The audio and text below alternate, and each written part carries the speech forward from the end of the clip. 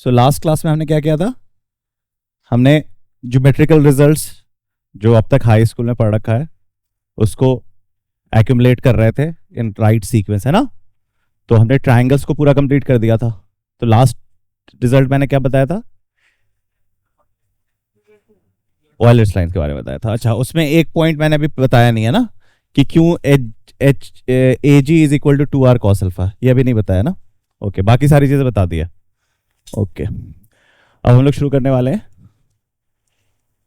Circle की basic ideas. ठीक है, तो क्लास 9th में अगर तुम लोग को याद हो तो तुम लोग को एक थ्योरम पढ़ाया गया था सर्कल चैप्टर स्टार्ट करने टाइम, कि 3 नॉन कोलिनियर पॉइंट से एक यूनिक सर्कल पास करता है। 3 नॉन कोलिनियर पॉइंट से एक, ऐसा क्यों होता है? प्रूफ क्या था इसे? क्यों 3 नॉन कोलिनियर पॉइंट से एक यूनिक सर्कल पास करता है? लास्ट क्लास में मैंने तुम्हें परपेंडिकुलर बाइसेक्टर की प्रॉपर्टी बताई थी। क्या होती है परपेंडिकुलर बाइसेक्टर की प्रॉपर्टी? अगर ये लाइन ए बी है और लेट से ये अगर आपका परपेंडिकुलर बाइसेक्टर है, तो अगर मैं कोई भी पॉइंट पकड़ता हूं इस परपेंडिकुलर बाइसेक्टर पे, तो वो क्या प्रॉपर्टी दिखाता है? It's distance from both the points are equal, है ना? ये बेसिक बात आप लोगों को बताई जाती है। सेम वे, अगर आपके पास 3 नॉन कोलिनियर पॉइंट्स हैं, 3, और अगर आप इस 2 पॉइंट को ज्वाइन करते हो तो आप एक लाइन सेगमेंट बनता है। और लाइन सेगमेंट बनने का मतलब क्या होता है? कि आप यहां से एक परपेंडिकुलर बाइसेक्टर ड्रॉ कर सकते हो। तो आपने लेट से ये परपेंडिकुलर बाइसेक्टर बना दिया। ठीक, सेम वे आप इस दोनों लाइन को ज्वाइन करोगे। ठीक, और यहां से आप ये पॉइंट ऑफ इंटरसेक्शन होगा। ठीक, अब हमें प्रूफ करना है कि ये जो लाइन सेगमेंट होगा, ये जो लाइन सेगमेंट होगा, इसका भी परपेंडिकुलर बाइसेक्टर इसी पॉइंट ऑफ इंटरसेक्शन से जा रहा हो। और आप ये प्रूफ कर सकते हैं बड़े आराम से। क्यों? क्योंकि sir let's say A B C, तो मुझे पता है O A equals to O B because इस परपेंडिकुलर बाइसेक्टर पे है, and O A equals to O C because इस परपेंडिकुलर बाइसेक्टर पे है, which means O B will be equal to, तो फिर इस परपेंडिकुलर, जरूरी नहीं है वो ए से पास करे, जरूरी नहीं है वो ए से पास करे। तो इसलिए आप कह सकते हैं कि एक यूनिक सर्कल पास करता है थ्रू 3 नॉन कोलिनियर पॉइंट्स। और वो जो सर्कल होगा वो कुछ, वो जो सर्कल होगा कुछ ऐसा होगा, राइट? और जो मैंने ट्रायंगल आपके सामने बनाया था वो कौन सा ट्रायंगल है? एक्यूट एंगल ट्रायंगल है। तो एक्यूट एंगल ट्रायंगल है क्यों? क्योंकि सरकम सेंटर कहां पे लाई कर रहा है? इसे कहते हैं सरकम सेंटर, ये बता रखा है मैंने। और रेडियस को कहते हैं सरकम रेडियस। तो किसी भी ट्रायंगल के 3 परपेंडिकुलर बाइसेक्टर्स जहां पे मिलते हैं उसे हम क्या कहते हैं? सरकम सेंटर। और जो रेडियस होता है उस सर्कल का, उसे क्या कहते हैं? सरकम रेडियस। किससे डिनोट करते हैं उसे?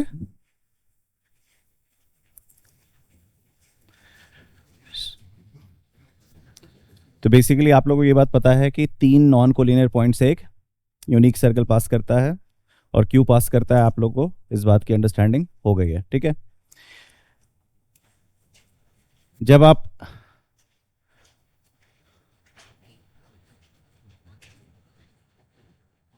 सर्कल को देखेंगे तो आप रियलाइज करेंगे कि मैं ऐसे 3 डिफरेंट ट्रायंगल्स बना सकता हूं।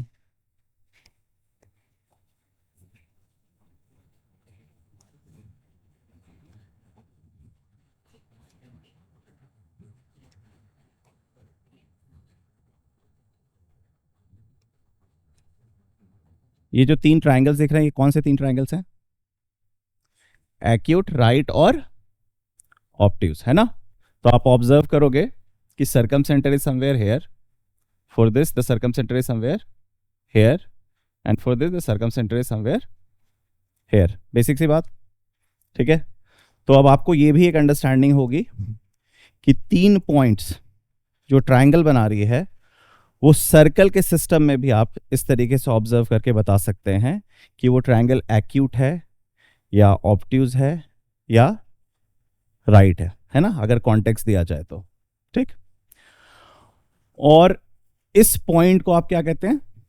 Circum centre. So capital O means circum centre, और ये जो दूरी है, these are capital R, these are capital R। Same way यहां से आप देखोगे, जब आप राइट एंगल ट्राइंगल, ये अपने लाइफ का ना आदत बना लो कि जब भी राइट एंगल ट्राइंगल देखो, जब भी राइट एंगल ट्राइंगल देखो, उसके ऊपर सर्कल बना लिया करो। बहुत आसानी मिलती है, जब तुम क्वेश्चन सॉल्व करोगे तो तुमको बहुत सारी प्रॉपर्टी दिखनी शुरू हो जाएगी कि जब भी मैं राइट एंगल ट्राइंगल बनाता हूं तो मुझे जब भी राइट एंगल ट्राइंगल दिखेगा मैं उसके अराउंड सर्कल बना लूंगा, और जैसे ही सर्कल बनाऊंगा मुझे पता है एग्जैक्टली मेरा सेंटर कहाँ है, मुझे एग्जैक्टली पता है कि हाइपोटेन्यूज का आधा मेरा रेडियस होगा, ठीक है? ओके। अब जब हम सर्कल की बात करते हैं तो एक सर्कल पहले लो और एक लाइन लो। क्या क्या पॉसिबल इंटरेक्शंस देख सकते हो तुम सर्कल और लाइन के बीच में? एक तो ये देख सकते हो कि एक सर्कल है और एक लाइन बाहर है। दूसरा इंटरेक्शन देख सकते हो, है ना? और तीसरा इंटरेक्शन देख सकते हो, ठीक है? इसे आप कहते हो टैंजेंट और इसे आप कहते हो सीकेंट, ठीक है? इस पॉइंट को आप कहते हो पॉइंट ऑफ टेंजेंसी या पॉइंट ऑफ कांटेक्ट, और इस लाइन सेगमेंट ए बी को आप कहते हो, क्या कहते हो इस लाइन सेगमेंट को? कॉर्ड, ठीक है? आपको यह भी पता है कि अगर ये मैं सेंटर लूं O, तो टैंजेंट और सर्कल के बीच में जो कॉमन पॉइंट है वो क्या है? T। उसके अलावा जितने भी पॉइंट्स आप टैंजेंट पे देखोगे वो सर्कल से बाहर है, तो अगर मैं उसकी दूरी O से लूं तो क्या आएगा? वो it would be greater than radius. तो शॉर्टेस्ट डिस्टेंस कौन सा हो रहा है? सो that is why it will make 90 degree, ठीक है? बेसिक सी बात। जब आप सर्कल को देखोगे एक सेगमेंट, एक सीकेंट से कटते हुए, तो आप देखोगे आपका सर्कल 2 हिस्सों में बट गया है, एक 1 और दूसरा 2। इस 2 हिस्सों को क्या कहते हैं? सेगमेंट्स। क्या कहते हैं इसे? सेगमेंट। एक होता है माइनर सेगमेंट और दूसरा होता है major segment contains centre and minor segment does not contain centre. ये बात भी आप ध्यान में रख सकते हो जब आप इस सेंटर को देख रहे हो, ओ को, ठीक है? तो आप इसको यहां से ऐसे कनेक्ट कर सकते हो, ठीक? जैसे ही आप इसको कनेक्ट कर रहे हो तो आपका सर्कल फिर से 2 हिस्से में डिवाइड हो रहा है, this portion and the other portion. इन दोनों पोर्शन को क्या कहते हैं? Minor sector, major sector. Minor sector का मतलब है जो एंगल सेंटर पे बनेगा वो क्या होगा? 180 डिग्री से कम, और यहां पे जो एंगल बनेगा वो क्या होगा? Reflex angle. ये बेसिक बातें आप लोग सबको पता है, ठीक है? आप लोग ट्रिग्नोमेट्री की क्लास में भी पढ़ चुके हैं कि area of sector, length of sector, arc, ये सब क्या होता है, ठीक है? तो वो बेसिक बातें आप लोग सबको आई एम श्योर पता होगी, ठीक है? आगे बढ़ते हैं। अब मैंने एक सर्कल बनाया, ठीक?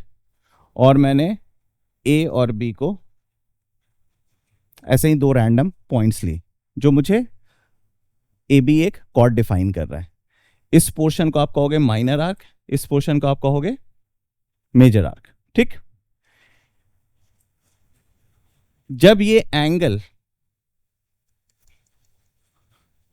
सेंटर पे जो बनाएगा उसे आप कहोगे सेंट्रल एंगल। इसे क्या कहोगे आप? So angle made by chord at centre will be called central angle. Let's say थोड़ी देर के लिए this is 2x, this is 2x। So what will be the measurement of this angle?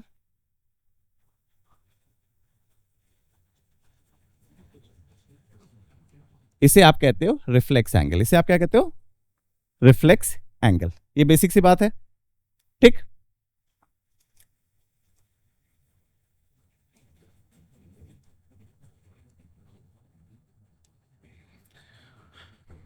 अब देखो, this is A, this is B. मैं यहां पे इसके एक एंगल बना रहा हूं. ठीक. So this angle is made on major arc. This angle is made on, तो inscribed angle made by A B on major arc. अब आप ये कहीं पे भी बना लो, they will always make same angles. They will always make same angle. And this angle will be equal to, अगर ये 2x है तो x x x. Making sense? At the same time,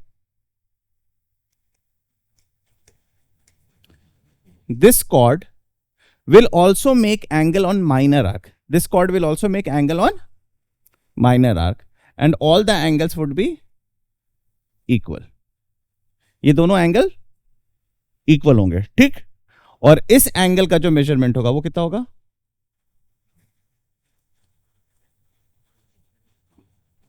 अगर ये एंगल है 360 माइनस 2x रिफ्लेक्स एंगल, तो उसका आधा, विच विल बी.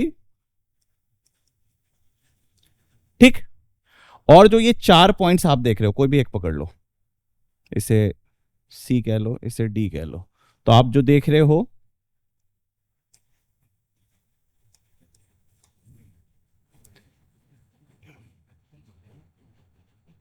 ये जो 4 वर्टिसेस आपको दिख रहे हैं, है ना, इन 4 पॉइंट्स को आप क्या कहते हैं? कॉनसाइक्लिक पॉइंट्स. इसे क्या कहते हैं? तो आप जैसा कि जानते हैं, 3 नॉन कोलिनियर पॉइंट्स एक यूनिक सर्कल बना रहे हैं. ठीक है. Same way 4 non collinear points हमेशा यूनिक सर्कल नहीं बनाएगा. हमेशा यूनिक सर्कल नहीं बनाएगा. ये तो समझ में आ रहा है. जब ये बनाएगा तो आप इसे क्या कहोगे? कॉनसाइक्लिक पॉइंट्स. इसे आप क्या कहोगे? कॉनसाइक्लिक मींस लाइंग ऑन द, जैसे आपने कोलिनियर पॉइंट्स से पढ़ा था, वैसे ही कॉनसाइक्लिक पॉइंट्स आप कहोगे. ठीक है. तो 3 non collinear points are always concyclic. 4 non-collinear points will not always be concyclic. It will always be sometimes concyclic. जब वो concyclic होगा तो वो जो 4 पॉइंट से क्या बनेगा? Cyclic quadrilateral. ठीक है. अब क्वेश्चन आता है कि साइक्लिक क्वाड्रिलेटरल होता क्या है? Sir, any 4 points lying on the circle, the quadrilateral made by them would be a cyclic quadrilateral. अगर मैं इसके प्रॉपर्टीज की बात करूं, अगर मैं इसके प्रॉपर्टीज की बात करूं, जैसे मान लो मैं पहले एक साइक्लिक क्वाड्रिलेटरल बना देता हूं. जैसे ये 4 पॉइंट्स मैं ले लेता हूं. ठीक है. सो आप देखोगे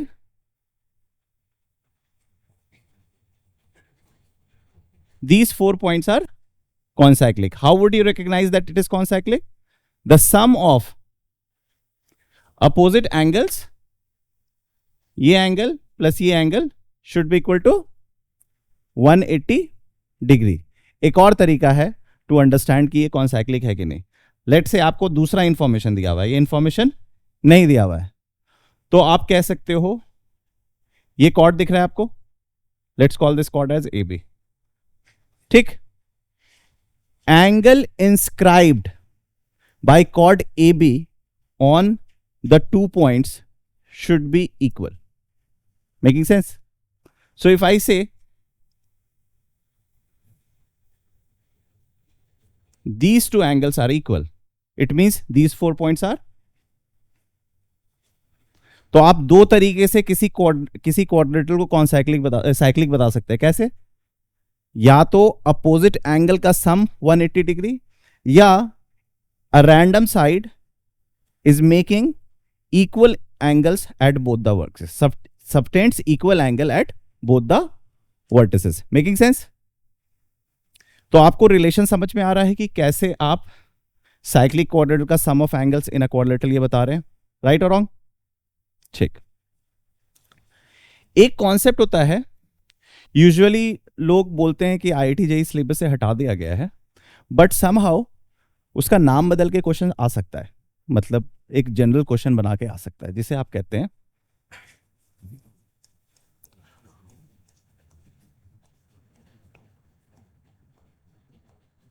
पोल and polar. Just understand what exactly is pole and polar. ठीक है? अगर मान लो आपके पास एक सर्कल है, ठीक है, आपके पास एक, और आप एक पॉइंट पकड़ते हो, कोई भी एक पॉइंट पकड़ते हो P, ठीक है? अगर मैं इस पॉइंट को पोल कहता हूं, इस पॉइंट को पोल कहता तो ये एक लाइन को जन्म देगा with respect to the circle, ये एक लाइन को जन्म देगा with respect to the circle, and that line would be called polar. अब वो क्या होगा देखो, आप क्या करो, आप P पॉइंट से एक टेंजेंट बनाओ और दूसरा टेंजेंट इधर से बनाओ, बना दिया, और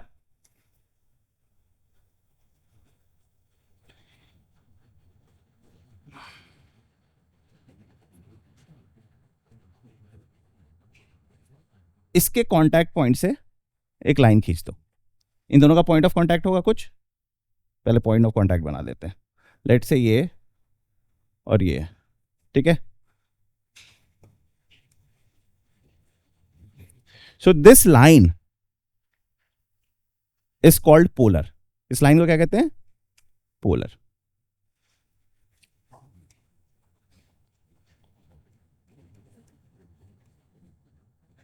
ठीक? इस कॉर्ड को कहते हैं कॉर्ड ऑफ,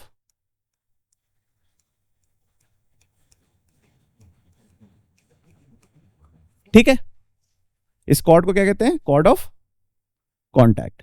तो आप देख रहे हो पॉइंट बाहर है, और इस सर्कल के रिलेशन में हमेशा एक यूनिक लाइन बनाएगा, हमेशा एक यूनिक लाइन बनाएगा। बट ये जो पॉइंट है ये सर्कल के ऑन द सर्कल भी हो सकता है और इनसाइड द सर्कल भी होता है। जब ऑन द सर्कल होगा तो बताओ क्या सिनारियो बनेगा?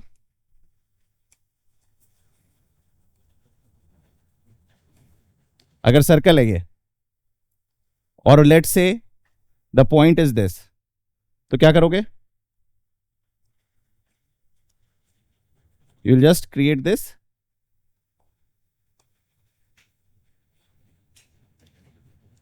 सो P भी यही और L भी यही, पोल भी, मतलब pole is lying on the polar, pole is lying on the, and polar here is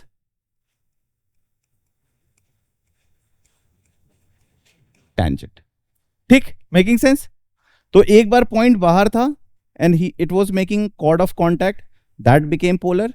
point अब कहां गया? ऑन द सर्कल, तो ये बन गया पोलर जो टेंजेंट है। अब सिनारियो ऐसा हो गया, पॉइंट अंदर है P, और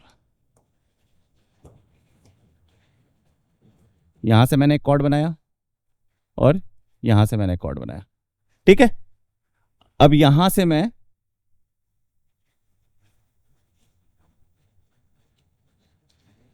ठीक, मैंने रीट्रेस किया कि अगर इस पॉइंट से इसको कॉर्ड ऑफ कांटेक्ट बना तो ये बनेगा, सेम वे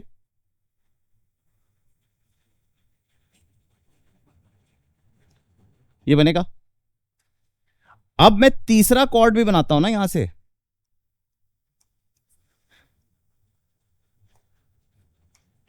तीसरा कॉर्ड भी अगर मैं रैंडम बनाता हूं,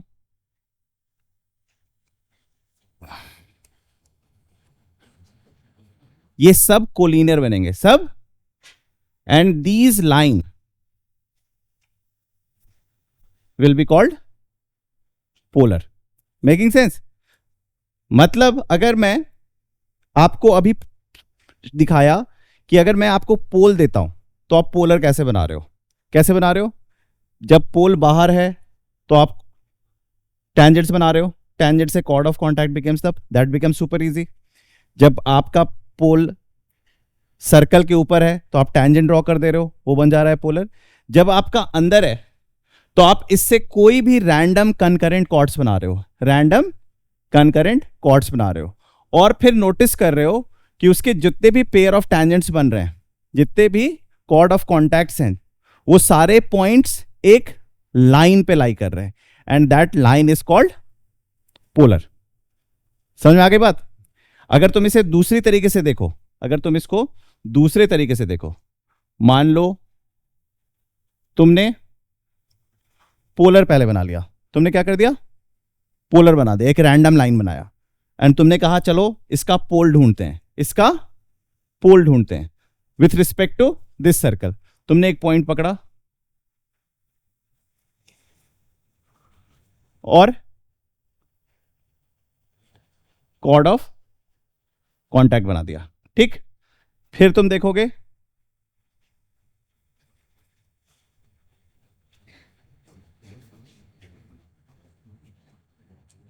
अब तुम कोई भी रैंडम पॉइंट पकड़ोगे ना, तो जो उसका कॉर्ड ऑफ कॉन्टैक्ट होगा वो इसी पॉइंट से पास करेगा। जैसे ये पकड़ लो, तो यहां से मैंने लेट से ये बनाया, और लेट से यहां से मैंने ये बनाया, ये जो दो पॉइंट है ये यहीं से पास करेगा, ठीक है? All the chord of contacts will be collinear. तो इस रिलेशन को ये रेसिप्रोकल रिलेशन कहते हैं, पॉइंट और पोल लाइन के बीच में रेसिप्रोकल रिलेशन है with respect to the circle. तो जस्ट फॉर द इंफॉर्मेशन अभी रखो। तो कैसे आप समझोगे पोल और पोलर के बीच में? सर पोल एक पॉइंट है, पोलर उसका लाइन है। पोल अगर आउटसाइड है तो ये इनसाइड क्या बना रहा है? Chord of contact. Making sense? और अगर पोल इनसाइड है तो जो पोलर होगा वो कहां से बनेगा? आउटसाइड। और उस आउटसाइड लाइन से आप रैंडम जितने भी टेंजेंट्स बनाएंगे तो जो उसका रिस्पेक्टिव कॉर्ड ऑफ कॉन्टैक्ट्स होगा वो कॉन्करेंट होगा, और उस कॉन्करेंट उसके पॉइंट ऑफ कॉन्करेंसी को आप कहेंगे पोल, ठीक? और ऑन पे आपको पता है, ठीक है? तो you know how to handle both the scenario, pole and polar. Making sense और नॉट मेकिंग सेंस? अब कुछ कुछ क्लास 10th की चीजें ध्यान में रखो। आप जानते हो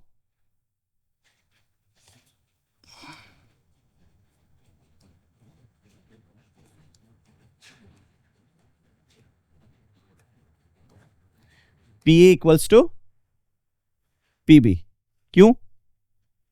क्यों? RHS कॉन्ग्रुएंसी से,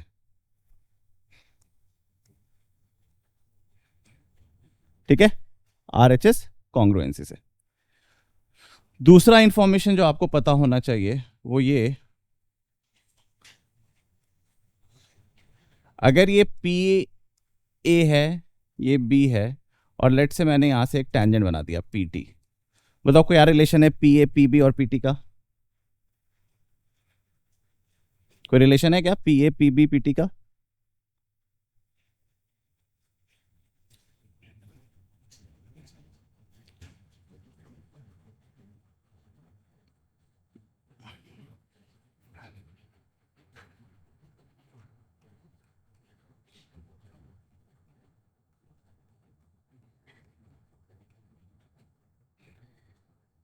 PA into PB equals to PT square. Class 10th के सर्कल चैप्टर को बहुत डाइल्यूट कर दिया गया है, ठीक है? अगर तुम लोग 3-4 साल पुरानी किताब देखते तो वो ये रिजल्ट कराते हैं, ठीक है? ओके। इसको प्रूफ कैसे करेंगे? ये आर है, ये आर है,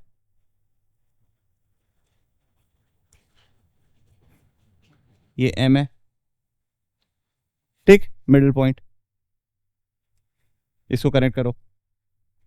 इन दोनों ट्रायंगल में क्या खास बात है? क्या कह सकते हो दोनों ट्रायंगल्स के बारे में? Are they congruent?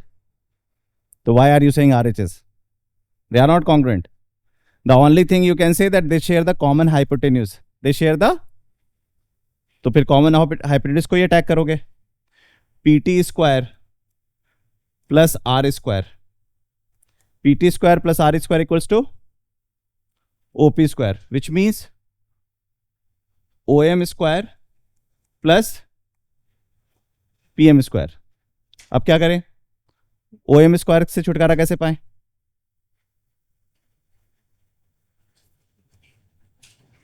क्या होता है OM square? R square minus, so PT square plus R square. OM square के बदले क्या लिखूं?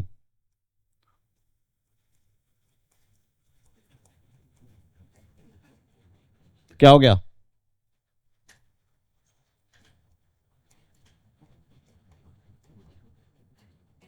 क्या हो गया?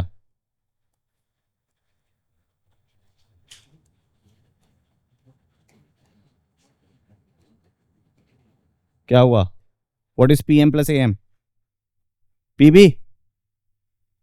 AM is equal to MB. So PB. And what is PM minus AM? So PA into PB. हो गया प्रूफ? हाँ, तो ये रिजल्ट बहुत स्टैंडर्ड है। अभी तुम्हें मैंने पोल पोलर की बात बताई थी ना, पोल आउटसाइड, पोल इनसाइड, मतलब कहीं ना कहीं लाइन, पॉइंट और सर्कल के बीच की भी इंटरेक्शंस को आपको ध्यान में रखना होगा। जब पॉइंट बाहर है तो सर्कल के रिस्पेक्ट में वो एक यूनिक लाइन बना रहा है, that line is called polar. जब पॉइंट इनसाइड है तो उस सर्कल के रिस्पेक्ट में एक यूनिक लाइन बना रहा है, that is another polar for that. तो हर पॉइंट के लिए एक यूनिक पोलर होगा। और अगर वो पॉइंट सर्कल पे लाई कर रहा है, अगर वो पोल सर्कल पे लाई कर रहा है, तो उसका जो पोलर होगा वो क्या होगा? टेंजेंट। ठीक है, ये बेसिक बात है। अब ये जो P पॉइंट है, इसके बारे में आप दूसरी इंफॉर्मेशन देख रहे हैं। एक इंफॉर्मेशन आपने देखा कि PT is equal to PR, दूसरा जो टेंजेंट। दूसरा इंफॉर्मेशन देखा कि PA into PB equals to PT square. ये सारे रिजल्ट्स आप डायरेक्टली यूज करेंगे, ठीक है? इसलिए सब चीजों को ध्यान में रखना है।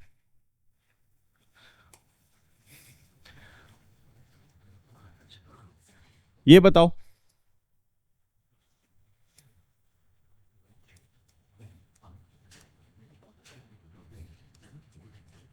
क्या रिलेशन है PA PB PC PD पे?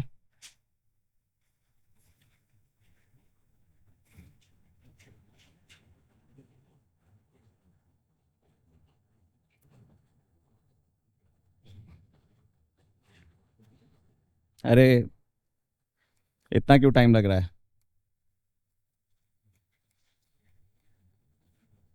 बेसिक सी बात है ना, इस पॉइंट से जो भी टेंजेंट बनाओगे, PAB में कोई खास बात थी क्या? अगर मैं ऐसे बना देता तो तुम रिजल्ट अलग आ जाता क्या? नहीं ना। तो इसका मतलब क्या हुआ? PA into PB equals to PC into PD। ठीक है, मेकिंग सेंस और नॉट मेकिंग सेंस? ओके,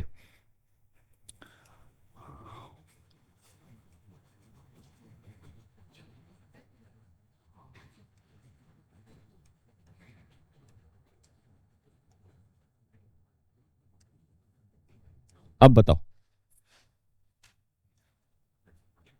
अब क्या रिलेशन है?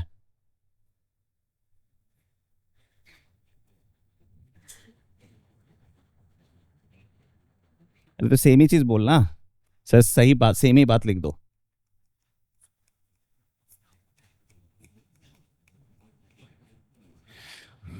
ठीक है, ऐसा क्यों? ऐसा क्यों? कौन बताएगा ऐसा क्यों?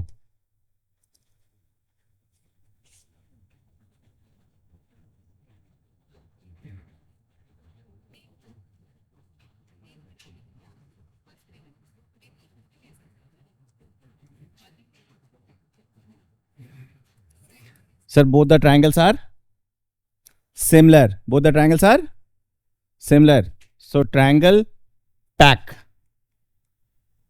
is congruent to, is similar to triangle PDB. So PA upon PD equals to PC upon, हो गया प्रूफ? ठीक, देखो सर्कल चैप्टर आपका सर भी घुमा सकता है और सर्कल चैप्टर आपकी लाइफ को सिंप्लीफाई भी कर सकता है. It's totally up to you how you are looking at this chapter.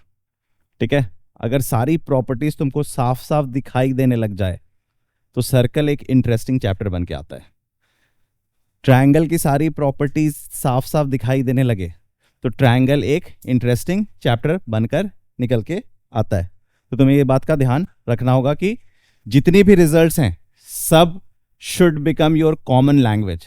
Every result should become your common language कि ये तो मुझे पता है, ये तो मुझे पता है. देखते ही अब जैसे PT square is equal to PA into PB, अच्छे खासे बच्चे ऐसे कर रहे होंगे तब तक तुम्हें क्वेश्चन सॉल्व कर रहे होंगे.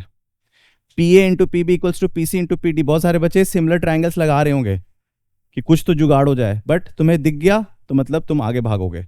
Making sense? उसी तरीके से एंगल की कहानी भी आएगी सर्कल में. देखो अब देखो, मुझे बताना, अगर मान लो मैं यहां से एक टेंजेंट बनाना हूं और इस पॉइंट से मैं एक कॉर्ड बना रहा हूं जो एंगल बनाता है लेट से 2x. मैं इसे बार बार 2x लिख रहा हूं. क्यों लिख रहा हूं इसे 2x? ताकि मुझे दिमाग में क्लियर हो कि इंस्क्राइब्ड एंगल x है. कोई बता सकता है ये एंगल क्या होगा?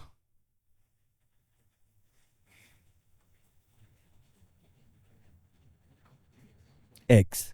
सो this angle will also be x. तो मतलब केवल ये एंगल x नहीं हो रहा है, ये एंगल भी x हो रहा है ना. ये आंख भी चाहिए कि एंगल सिर्फ x वहां पे नहीं बन रहा है, नीचे भी बन रहा है. कैसे? सर ये जो है ये रेडियस है, मतलब सर आइसोसेलेस ट्रायंगल है. सर ये 2x है तो इसका मतलब ये सर 90 माइनस x है, तो इसका मतलब सर ये x कॉम्प्लीमेंट है, ये x कॉम्प्लीमेंट है ना. 90 माइनस x कॉम्प्लीमेंट लिख रहा हूं. तो हमेशा जब भी सर्कल बनाया करो ना, इस एंगल को बाय डिफॉल्ट 2x लिया करो और इसको x कॉम्प्लीमेंट लिया करो. चीजें आसानी से दिखनी शुरू होगी. ठीक है, तुम थोड़े से कम हैसल्ड होगे बाकी बच्चों के मुकाबले. ठीक है, ओके चलो.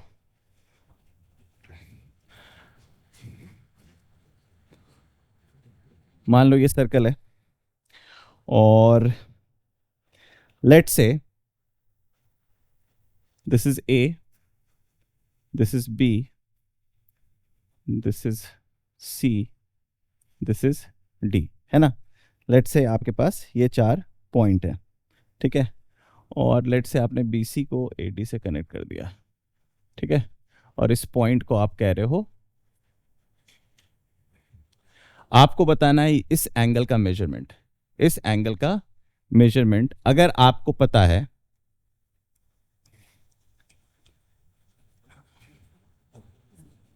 अगर आपको पता है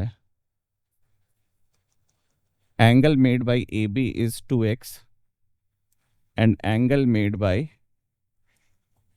CD इज 2y, तो बताओ एंगल APB क्या होगा? जल्दी से बताओ. Angle made bye AB at centre is 2x and angle made by CD at 2y. Give me the angle APB in terms of x and y.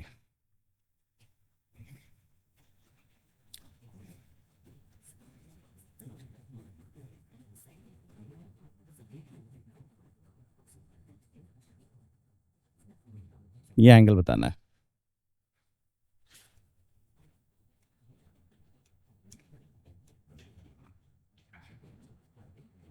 x plus Y.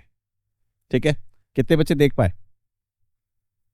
So basically आपको ऐसे 2x 2y नहीं देगा, वो ऐसे देगा कि angle APB is half of sum of angles made by chord AB and CD. समझ में आ गई क्वेश्चन के स्ट्रक्चर और भाषा कैसी रहेगी? तो ये प्रॉपर्टी आपको ध्यान में होनी चाहिए, नहीं भी ध्यान में है इतनी सारी प्रॉपर्टी ध्यान, but at least you know how to look at it. कैसे sir? Just connect this line and you will start seeing. सबको दिखाई देना शुरू हो गया? सर ये एंगल हो गया x, ये एंगल हो गया और ये एंगल हो गया, तो ये एंगल क्या बन गया? Exterior angle property x plus Y. ठीक. अब देखो ये P पॉइंट था, देखो मैं P पॉइंट के साथ कितना प्ले ऑन कर रहा हूं, अंदर बाहर कर रहा हूं बार बार. ठीक है. अब देखो लेट से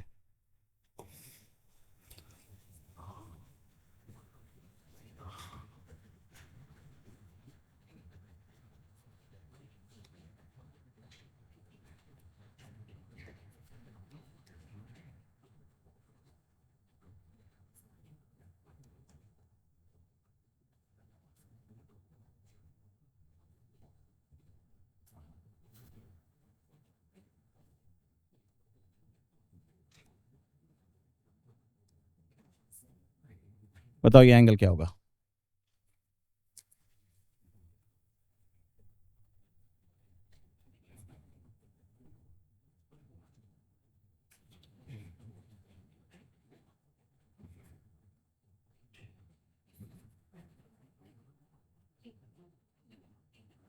In terms of x and y, you have to answer in x and y.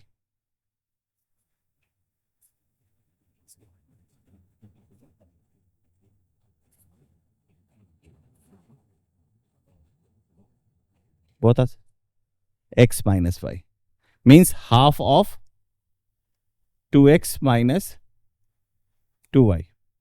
वहां पे था half of 2x plus 2y, अब क्या हुआ? half of 2x minus 2y. चलो सिनारियो चेंज करते हैं.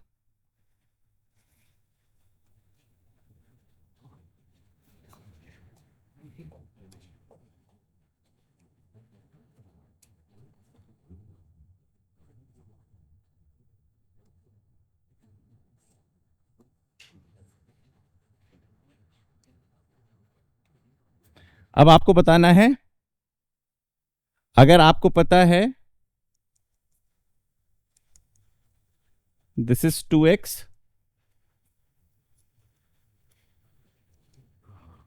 दिस इज 2y, अब आपको बताना है एंगल एपीबी.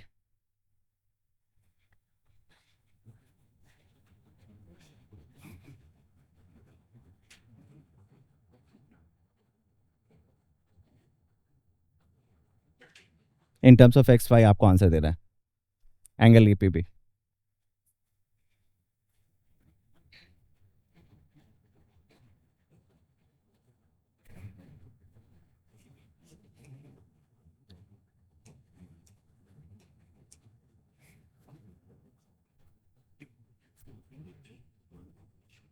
चलो इसका भी आंसर x माइनस 5 होगा, बताओ कैसे?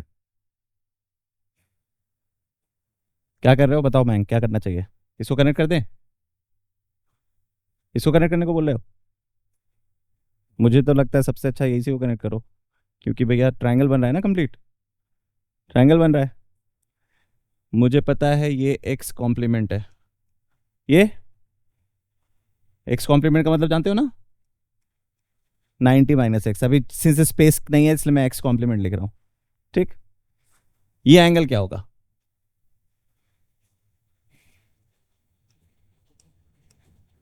W complement, W.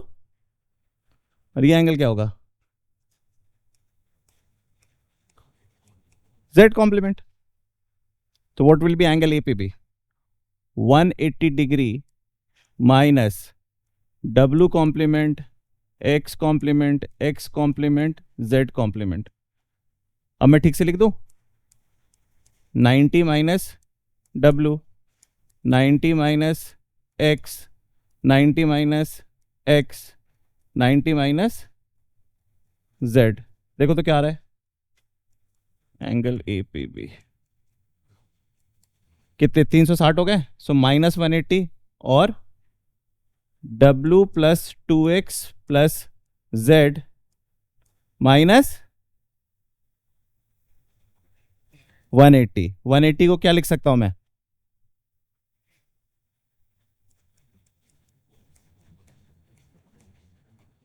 लिख सकता हूं क्योंकि डब्ल्यू जेड मेरे को थोड़ी ना चाहिए, वो तो मैंने पैदा किया है, तो निकालना पड़ेगा ना। गायब हो गया, क्या आ गया आंसर? ठीक है, तो ध्यान दो, P जब टेंजेंट बना रहा था तो भी x माइनस वाई बनाया, और जब इधर है तो भी x माइनस वाई बनाया। ठीक है, मेकिंग सेंस और नॉट मेकिंग सेंस? एक और इंटरेस्टिंग चीज देखो, क्योंकि एक्यूरेसी नहीं होती है ना यहाँ पे, और एक्यूरेसी नहीं होगी तो सिमेट्री मिस आउट हो जाता है। रुको, लेट मी ट्राई अगेन। ठीक है, और पहले इसे मैं कनेक्ट ही कर देता हूँ। ठीक है, this is the centre O. ठीक है,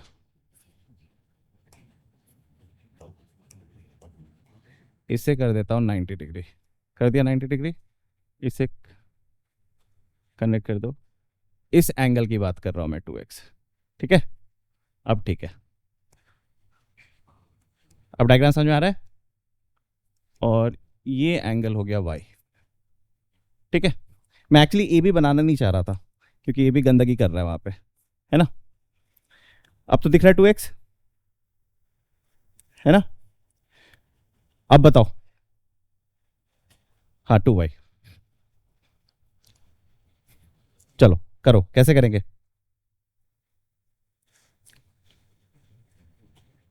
कौन सा ट्रायंगल देख रहे हो? एपीबी ही देख लो, ट्रायंगल, ट्रायंगल एपीबी देख लो। या क्या क्या? पी ए बी वाई हो जाएगा, हाँ हो जाएगा। ठीक है, करो, ये वाई हो गया। ठीक है, सही बोल रहे हो, और बताओ।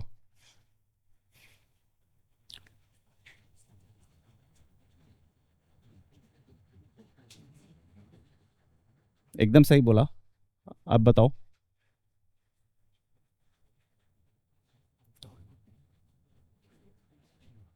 देखो ये क्या होगा, बताओ।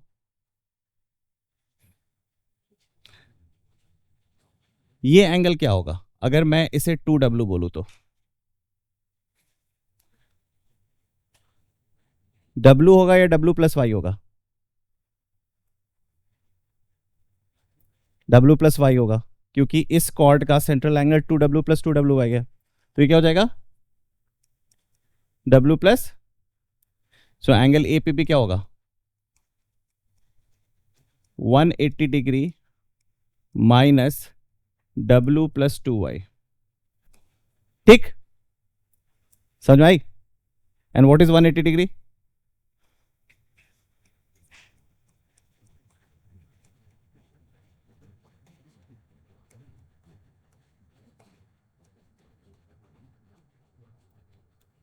हो गया ना। तो आप देख रहे हो P कहीं पे भी था, तीनों सिनारियों में, when it is outside and one is making tangent, the other is chord, both are making chord, and when P is inside, बार बार क्या एंगल आंसर आ रहा है? x minus y. ठीक है, नहीं इनसाइड में x प्लस वाई आया था, और आउटसाइड में जितने भी सिनारियोज बन रहे हैं उसमें x माइनस वाई आ रहा है। ठीक, तो just keep this things in your head, as देखिए सर्कल की ये सब प्रॉपर्टीज में ये सब आपको काफी हैंडी रोल प्ले करेगा। तो मतलब जब भी P की सिनारियोज आएंगी, P inside P outside, these things will naturally start hitting your head, and once these things start hitting your head, मतलब तुम आगे का काम कर सकते हो। ठीक है, ओके, चलो अब आते हैं सर्कल पे, इतना ही। पॉलीगॉन, पॉलीगॉन में क्या क्या पता है? क्या होता है polygon? Closed figure by line segments are called. So how many minimum sides you need to close a figure? 3. So the basic is triangle, then it would be 4 quadrilateral, 5 pentagon, hexagon, septagon, octagon, है ना। तो no matter जितने भी sides हो, सो N sided polygon, है ना। तो बताओ what is the sum of angles in a polygon? क्या होता है? What is sum of angles in a polygon? अगर किसी भी एन गॉन की बात हो रही है, अभी मैं जनरल पॉलीगॉन की बात कर रहा हूं, ठीक है, तो सम ऑफ एंगल्स क्या होता है, n-2 इंटू, क्योंकि आप बेसिकली उतने ट्राइंगल्स में उस पूरे एंगल्स को, पूरे पॉलीगॉन को डिवाइड कर सकते हैं n-2 ट्राइंगल्स में, so that is why the sum of angles is n-2 into 180 degree. My second question, जितने भी एक्सटीरियर एंगल हैं,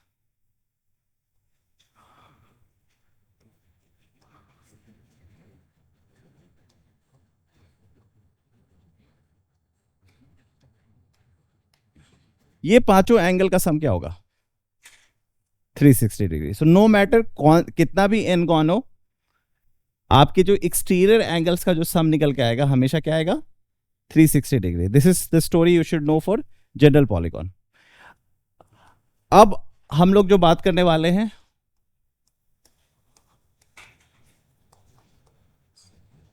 what is regular polygon, what is regular polygon. Regular n gon का मतलब होता है एन इक्वल साइड्स, और n equal sides है तो मतलब एन इक्वल एंगल्स भी होगा। But in reality n gon का मतलब होता है, जैसे सबसे बेसिक स्टार्ट करो, तो ट्राइंगल का मतलब होता है इक्विलेटरल ट्राइंगल। रेगुलर पॉलीगॉन में ट्राइंगल के टर्म्स में कौन आएगा, इक्विलेटरल ट्राइंगल। जब आप सर्कल को 3 इक्वल पार्ट्स में बांटोगे, 3 इक्वल पार्ट से बांटोगे, सर्कल को 3 इक्वल पार्ट से बांटने के लिए कितने पॉइंट्स चाहिए, 3 पॉइंट्स। सो ये तीनों इक्वी डिस्टेंट पॉइंट्स हैं, तीनों। तो जब आप 3 इक्वल पार्ट में बांटोगे तो जो पॉलीगॉन पैदा होगा वो बनेगा इक्विलेटरल ट्राइंगल। ठीक है, इतनी बात समझ में आती है सबको। अगर मैं इस ट्राइंगल को स्टडी करूं तो मैं कह सकता हूं कि each angle would be 60 degree, each angle would be 60 degree. और आप अगर इस एंगल की बात करेंगे 120, 120, मतलब अगर ये 0 डिग्री है, so you are moving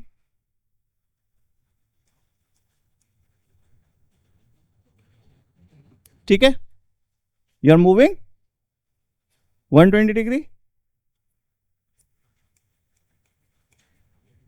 and then back to 360 degree. So this is how you have to see that you are rotating your arm from 0 degree to 120 degree. Making sense? है ना? तो मतलब ये 0 है तो ये 2 पाई बाई 3 और ये 4 पाई बाई 3, 3 इक्वल पार्ट से बांटा दो। सेम वे आप यही प्रक्रिया 4 पार्ट पे ले जाओ। कितने पे, 1 2 3 4, what you will get, you will get a square. And if you notice,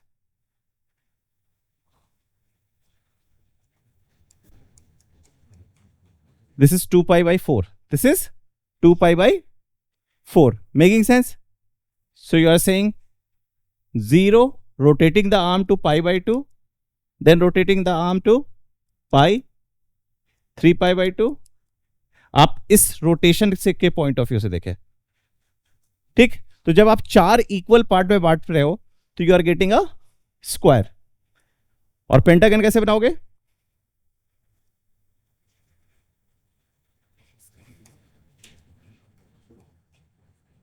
one part,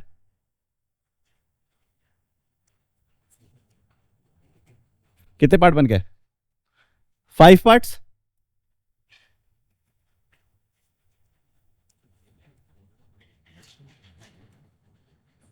ठीक, अब मैं आपसे पूछ रहा हूं रेगुलर पेंटागन है तो इंटीरियर एंगल कितना होगा,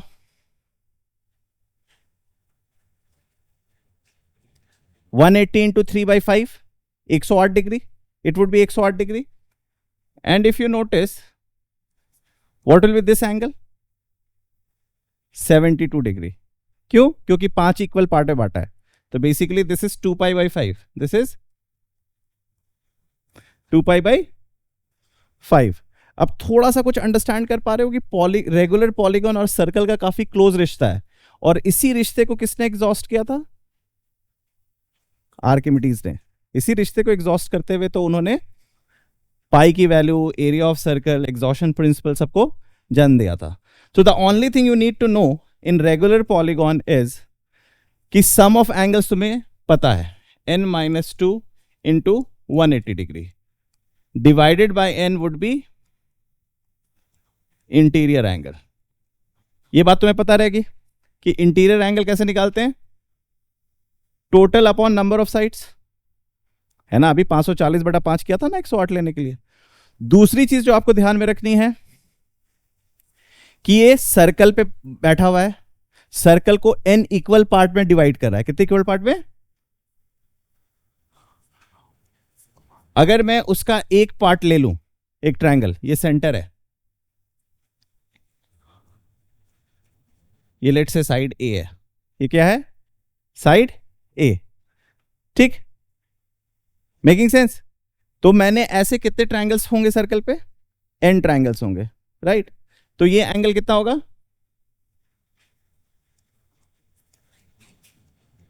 2 pi by n, 2 pi by n। जब आप सेंटर से इसका h गिराओगे, ठीक, इसे कहते हैं एपोथियम ऑफ पॉलीगॉन।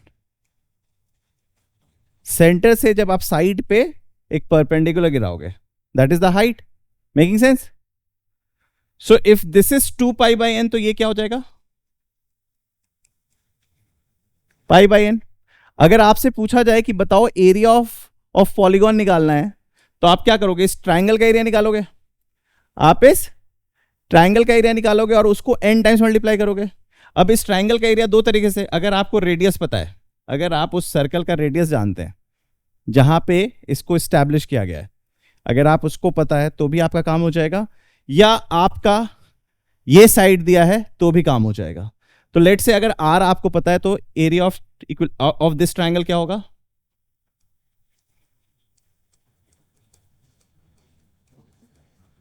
यही होगा, because half a b sine theta. इसको किससे मल्टीप्लाई करोगे? This will give you area of the triangle, area of the polygon. Area of polygon देगा ये तुम्हें, राइट और रॉन्ग? हाँ। दूसरा तरीका एरिया ऑफ पॉलीगॉन कैसे आएगा? Half a h into n, half a h into which is half n a into h. What will be n a? अगर एक साइड ए है तो एन ए क्या बताएगा हमें? पेरीमीटर, और पेरीमीटर बाई 2 क्या बताएगा हमें? तो it would be s h, it would be s h. And what is h?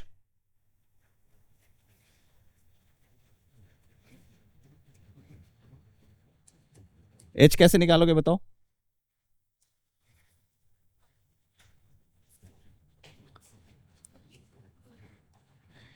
H would be r cos pi by n, ठीक। ए वुड बी 2r, दोनों को मल्टीप्लाई करो, यू विल गेट दिस, है ना, making sense. तो ये symmetry ध्यान में रखना है। सो whenever the question is being asked related to polygon, regular polygon, you have to remember he is talking about the symmetrical aspect. He is going to explore the symmetrical aspect. समझ में आ रहा है? Okay.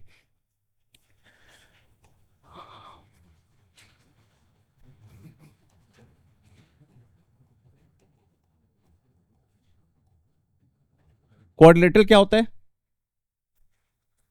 A polygon with 4 sides, a polygon with 4 sides, ठीक है।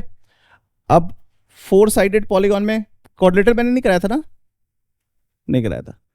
तो 4 sided polygon कैसे कैसे हो सकते हैं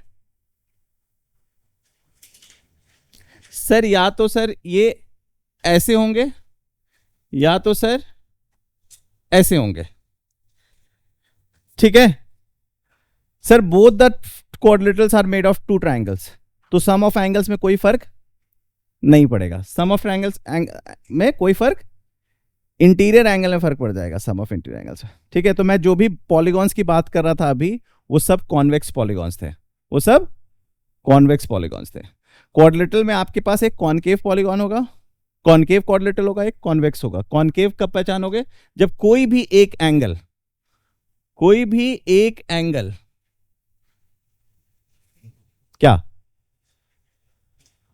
रिफ्लेक्स एंगल हो जाए, कोई भी एक एंगल 180 डिग्री से ज्यादा हो जाए तो हम उसे कहेंगे, क्या कहेंगे? कॉनकेव, ठीक है। बट हम लोग मोस्टली स्टडी क्या करते हैं? कॉन्वेक्स, ठीक है। Sum of angles in a quadrilateral is 360 degree, ये बेसिक बातें हैं। वो कॉनकेव के लिए भी ट्रू है और इसके लिए भी ट्रू है, ठीक है। अब मान लो आपको ऐसा क्वाड्रिलेटरल दिखाई दे,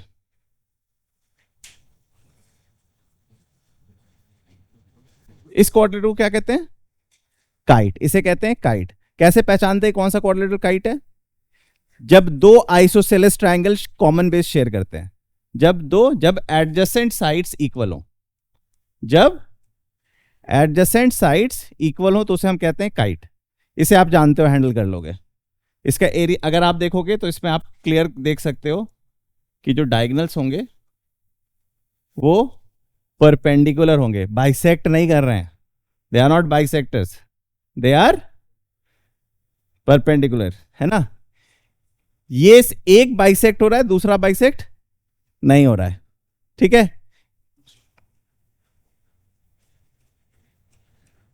ये दोनों बाइसेक्ट हो रहे हैं बट ऊपर नीचे वाला नहीं हो रहा है, फॉर ऑब्वियस रीजन। समझ में आ गई बात? तो काइट को ध्यान रखना है इस तरीके से। अगर आपको डायगोनल्स के लेंथ दिए हुए काइट के तो आप एरिया निकाल सकते हो। कैसे? Half into product of diagonals, half into कैसे? सर ये जो भी होगा, ये दोनों मिलके क्या बन रहा है? तो लेट से ये D1 का कुछ पार्ट है और ये D1 है, बेस सेम है, तो half into product of diagonals, half into product of diagonals. समझ में आई बात या नहीं समझ में आई? तो काइट का एरिया निकालना भी आपको आ गया। अब कुछ क्वाड्रिलेटरल में आ जाते हैं, जो क्वाड्रिलेटरल की प्रॉपर्टीज जहां पे आपको एक्सप्लॉइट करने को आती है। जब आप एक क्वाड्रिलेटरल में 1 पेयर ऑफ पैरेलल साइड्स करते हो, क्या करते हो? तो क्या कहते हो इसे आप? क्या कहते हो 1 पेयर ऑफ पैरेलल साइड्स को? ट्रेपेजियम। जब भी आपको ट्रेपेजियम का डेफिनेशन देना है तो यू विल सिंपली से 1 पेयर ऑफ पैरेलल साइड्स। अगर किसी चीज की 2 पेयर ऑफ पैरेलल साइड्स भी है तो आप उसे भी ट्रेपेजियम कह सकते हैं, ठीक है, क्योंकि एग्जैक्टली 1 पेयर नहीं लिखा हुआ है, 1 पेयर लिखा हुआ है, ठीक है। He is not talking about the other pair. So दुनिया की सारी पैरेललोग्राम्स बहुत सारे टेक्स्ट बुक में can be classified as a trapezium, ठीक है। जब आप ट्रेपेजियम देखोगे तो आप ऐसे ट्रेपेजियम देखोगे, हर्ट शेप, ठीक। तो जब आप इस तरीके की चीजें देखते हैं तो आपसे एक्सपेक्ट किया जाता है कि आप इसका एरिया जानते हैं। आप इसका area, what is the area of this trapezium? Half into sum of parallel sides into height, ठीक है। और कभी कभी आपको दिखाई देगा ऐसा ट्रेपेजियम,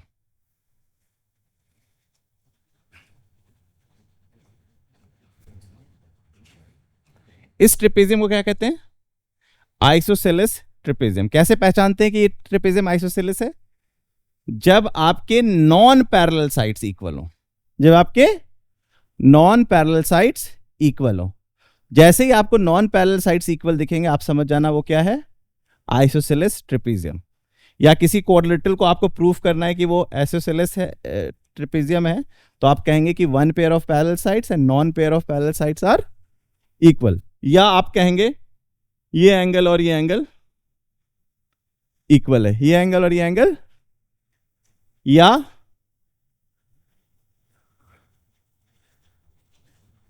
ये दोनों एंगल इक्वल है, या ये दोनों एंगल, इसका मतलब ये साइक्लिक भी है। इसका मतलब इस तरीके के trapezium will always be a cyclic. तो आप देख रहे हो, दो चीज एक साथ छुपा के पूछा जा सकता है, ठीक है। अ ट्रेपेजियम ऑन सर्कल बोल देगा, अ ट्रेपेजियम ऑन सर्कल जैसे बोलेगा आपके दिमाग में क्लिक हो जाना चाहिए इसकी बात कर रहा है, ठीक है।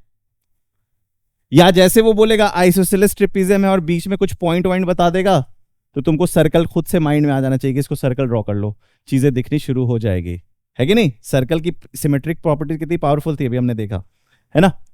जो हम सोच भी नहीं रहे थे वो भी इक्वल हो जा रहा था। क्यों? क्योंकि वो उस प्रॉपर्टी को एक्सप्लॉइट कर रहा था। जो ऑप्टिक्स चैप्टर है उसी चैप्टर पे तो आप देखोगे पूरे प्रॉपर्टीज, जितने भी ज्योमेट्रिकल अभी पढ़ोगे कोनिक्स से सब, वो आपके ऑप्टिक्स चैप्टर को भी एक्सप्लोर करेगा, ठीक है। यहां तक समझ में आ रहा है। जब आप two pair of parallel sides कर दोगे, जब आप, तो आप इसे क्या कहोगे? तो पैरेललोग्राम का डेफिनेशन क्या होगा? Two pair of parallel sides, two pair of. So what they expect you to know about parallelogram? They expect you to know कि जो पैरेललोग्राम है उसके अब दो पेयर क्या हैं? पैरेलल हैं। That is the definition, that is the. Now if you connect these two, ये जो डायगनल है क्या है? एसी। ये जो डायगनल है आपके पैरेललोग्राम को दो ट्रायंगल्स में डिवाइड कर रहा है। किस में डिवाइड कर रहा है? Remember the sequence. मैंने अभी तक कुछ भी नहीं बोला है कि साइड्स क्या, लेंथ क्या होगा, एंगल क्या होगा, मैंने कुछ भी नहीं बोला। मैंने बस क्या कहा है? Two pair of opposite sides are parallel. कुछ भी इसके बाद नहीं बोला। आप लोग बार बार बोलते हो two pair of opposite sides parallel and equal, मैंने इक्वल वर्ड नहीं यूज किया है। मैं इसे प्रूव करूंगा कि वाई दे आर इक्वल। तो मैंने बस क्या कर दिया? डायगोनल कनेक्ट कर दिया। डायगोनल कनेक्ट करते ही मैंने कह दिया ये दो ट्रायंगल कॉन्ग्रुएंट है। किस बेसिस पे? Angle side angle, angle side angle के बेसिस पे मैंने प्रूफ कर दिया कि ये कॉन्ग्रुएंट है। तो आप ये ध्यान रखो कि डायगोनल्स डिवाइड पैरेललोग्राम इन टू कॉन्ग्रुएंट ट्रायंगल्स। और जैसे ही मैं बोलूंगा तो इसके बाद मुझे पता चला opposite sides are equal, opposite sides are, opposite angles are equal, opposite angles are equal, adjacent angles are supplementary, trapezium की तरह, है ना। समझ में आ गई बात? तो ये बात सी ध्यान में रहेगी। ओके, उसके बाद मैंने इन दोनों डायगोनल्स को मिला दिया, ठीक। अभी मैंने बिल्कुल भी नहीं कहा है कि डायगोनल्स का लेंथ इक्वल है। डायगोनल्स का लेंथ इक्वल नहीं होता है। इक्वल होगा तो कुछ स्पेशल केस होगा, ठीक है। तो हम कहेंगे diagonals of parallelogram bisect each other. तो अगर आपसे पूछा जाता है, अगर आपको दिया जाता है कि चलो प्रूफ करो कि कोई क्वाड्रिलेटरल पैरेललोग्राम है कि नहीं, तो ये 6 मेथड्स आप ध्यान में रख सकते हैं। नोट कर लो ये 6 मेथड्स। सबसे पहले, अगर आपने मेथड 1, अगर आपने किसी क्वाड्रिलेटरल के two pair of opposite sides को पैरेलल प्रूफ कर दिया तो पैरेललोग्राम हो गया। That is the definition. Method 1 is by definition, ठीक है।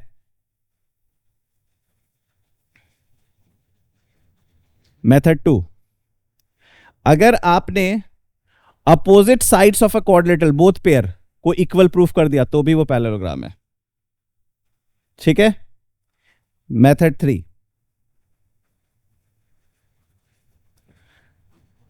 मेथड 1 मेथड 2 लिख दिया। मेथड 3, क्वेश्चन क्या है कि अगर आपको किसी क्वाड्रिलेटरल को पैरेललोग्राम प्रूफ करना है। मेथड 3, अगर आपने एक पेयर को parallel as well as equal proof कर दिया, parallel as well as equal proof कर दिया, तो that is also sufficient to say that the quadrilateral is parallelogram, ठीक। लिख लिया सबने मेथड 3। मेथड 4, अगर आपने opposite angles both pair A and C, B and D, both pair, opposite pair को इक्वल प्रूफ कर दिया, दोनों, एक नहीं दोनों, एक करोगे तो वो आइसोसेलेस हाइड्रोट्रेपेजियम भी हो सकता है, तो दोनों करना पड़ेगा। सो दोनों पेयर को अगर आपने इक्वल प्रूफ कर दिया तो क्या है वो पैरेललोग्राम। मेथड 5, अगर आपने केवल एक पेयर ऑफ एंगल्स को, अपोजिट पेयर ऑफ एंगल्स को इक्वल प्रूफ किया एंड एक पेयर ऑफ साइड्स को इक्वल प्रूफ कर दिया, ठीक है, एक पेयर ऑफ साइड्स को इक्वल प्रूफ या पैरेलल प्रूफ कर दिया, ठीक है, making sense. One pair of opposite angles equal and one pair of opposite sides equal, ठीक है। 6th मेथड, लास्ट मेथड, अगर आपने डायगोनल्स बाइसेक्ट करते हुए दिखा दिए, if diagonals bisect each other, ठीक है, मेकिंग सेंस। तो अगर आप इन 6 मेथड्स में से कोई भी मेथड यूज कर लेते हैं तो आप कह सकते हैं ये क्वाड्रिलेटरल पैरेललोग्राम है। अब मैं इस पैरेललोग्राम के साथ प्ले करूंगा, मैं इस पैरेललोग्राम के सारे एंगल्स इक्वल करूंगा। तो जब मैं इस पैरेललोग्राम के सारे एंगल्स इक्वल करूंगा तो 360 डिग्री अपॉन 4 क्या होता है, तो क्या बन जाएगा रेक्टेंगल। रेक्टेंगल का मतलब है कि ये पैरेललोग्राम की सारी प्रॉपर्टीज डिस्प्ले करेगा, सारी प्रॉपर्टीज ये डिस्प्ले करेगा। और इसमें यूनिकनेस ये होगी कि इसके जो डायगोनल्स होंगे वो दोनों इक्वल होंगे, दोनों इक्वल होंगे, और rather I would show it with single dash. ये चारों बाइसेक्ट भी कर रहे हैं और इक्वल भी हैं। तो जब भी आप किसी पैरेललोग्राम के डायगोनल्स इक्वल देखते हैं तो आप क्या कह सकते हैं, वो पैरेललोग्राम क्या है, रेक्टेंगल फॉर श्योर, वो रेक्टेंगल फॉर श्योर है। एक और खूबसूरत प्रॉपर्टी होती है रेक्टेंगल की कि अगर ये सेंटर है, ये अगर सेंटर है, इस सेंटर से मैं कहीं पे भी लाइन खींचूं, कहीं से भी रैंडम लाइन खींचूं, ये मेरे रेक्टेंगल को 2 इक्वल एरिया में बांटेगा, ये मेरे रेक्टेंगल को 2 इक्वल एरिया में बांटेगा, ठीक है। कहीं से भी खोजो, not only through diagonal but कहीं से भी, it will always divide in.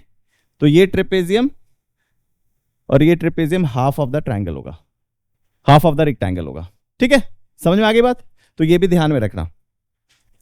अगर कोई कह रहा है कि a line is passing through a rectangle dividing it into equal area, तो इससे क्या कंक्लूड करोगे, it is passing through the centre of the, that line is passing through the centre of the rectangle, ठीक है।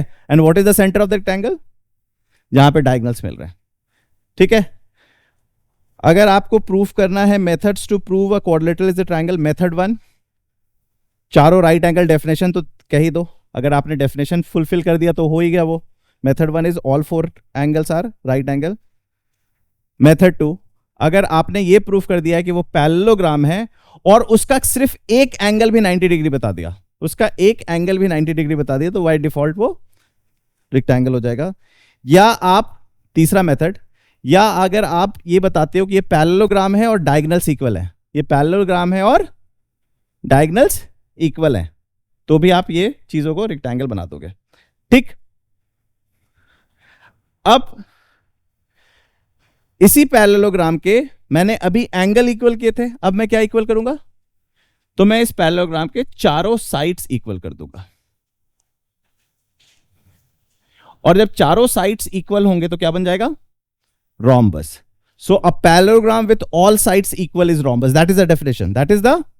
और अगर मैं किसी चीज को पैरेललोग्राम बोल रहा हूं तो पैरेललोग्राम की जितनी प्रॉपर्टीज है वो तो बाय डिफॉल्ट है, तो इसका मतलब इसकी कुछ खास प्रॉपर्टी ये है, इसके डायगोनल्स डेफिनेटली बाइसेक्ट करते होंगे। क्यों करते होंगे, क्योंकि सर ये पैरेललोग्राम है, ये पैरेललोग्राम है तो बाइसेक्ट करेगा। बट ये एंगल और ये एंगल दोनों इक्वल है, तो इसका मतलब ये क्या हो गया, मतलब सर ये चारों ट्रायंगल कॉन्ग्रुएंट है, ये चारों triangle, so the area of rhombus would be half into d1 into d2। तो डायगोनल्स आर परपेंडिकुलर बाइसेक्टर्स। एक तो इंपॉर्टेंट बात ये तो हमेशा ध्यान में रहता है, एक चीज जो बच्चे हमेशा मिस करते हैं वो ये है कि diagonals are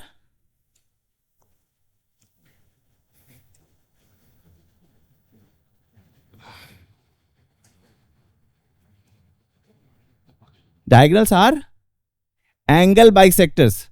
diagonals are bisectors, तो ये भी ध्यान में रखना है कि diagonals are also angle bisectors.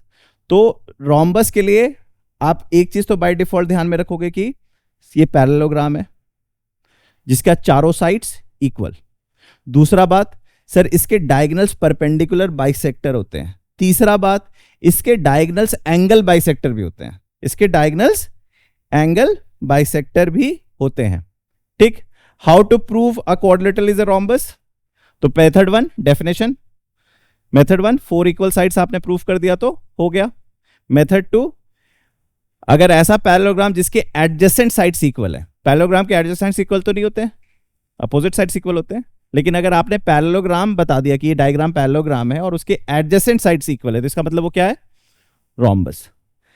तीसरा मेथड होगा कि अगर आपने कोई भी पैरेललोग्राम के डायगोनल को एंगल बाइसेक्टर दिखा दिया, अगर आपने कहा कि ये पैरेललोग्राम है, प्रूफ कर दिया कि ये पैरेललोग्राम है, उसके बाद आपने प्रूफ किया कि इसका एक डायगोनल एंगल बाइसेक्टर है, तो अगर एंगल बाइसेक्टर निकल गया, parallelogram plus angle bisector, diagonal is angle bisector, तो इसका मतलब क्या है? वो रोम्बस।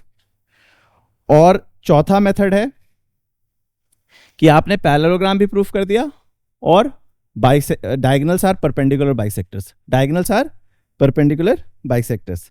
ठीक है, ये सारी चीजें बहुत कॉमन सेंस ही लग रही होगी, जब एक्चुअल में सवाल आएगा तो हाथ रुक जाता है, सोचना की शक्ति कम होनी शुरू हो जाती है। ठीक है, इसलिए मैं सारे कंपेडियम तैयार कर रहा हूं ताकि उस पर्टिकुलर टाइम में तुम्हें क्लैरिटी से, क्योंकि अभी भी तुम्हारी हाथ रुकेगी, जब हम आगे बढ़ेंगे तो हाथ तुम्हारी रुकेगी, बट तुम्हें एटलीस्ट पता होगा कि क्या करना है। ठीक है, तुम्हारे पास कंपेडियम रेडी है, तुम्हें गूगल करने की जरूरत नहीं होगी कि ये रिजल्ट 10th में पढ़ा था, 9th में पढ़ा था, 8th में पढ़ा था। ठीक है, अब लास्ट क्वाड्रिलेटरल कौन सा बचा? स्क्वायर क्या है? स्क्वायर वो है सर जो रोम्बस भी है और रेक्टेंगल भी है। तो a quadrilateral whose all sides and all angles, इसका मतलब सर इसके डायगोनल्स इक्वल हैं। रोम्बस के डायगोनल्स इक्वल जरूरी नहीं था इक्वल हो, जब रोम्बस के डायगोनल्स इक्वल हो जाएंगे तो वो क्या बन जाएगा? Square. Diagonals are perpendicular bisector, angle 45 degree 45 degree. ठीक, तो आपको कैसे प्रूफ करोगे कि कोई क्वाड्रिलेटरल स्क्वायर है? तो मेथड 1, अगर आप किसी क्वाड्रिलेटरल को rectangle plus 2 adjacent sides equal कर दो, rectangle plus 2 adjacent sides equal. Method 2, rectangle plus diagonals bisect each other. Why are you not writing? Okay, rectangle plus diagonals are bisecting one angle. Diagonals are bisecting one angle. Method 2, rectangle plus diagonals bisecting one angle. Method 3, rectangle plus perpendicular diagonals. Rectangle plus perpendicular diagonals. Method 4, rhombus plus one right angle. Rhombus plus one right angle. Method 5, rhombus plus equal diagonals.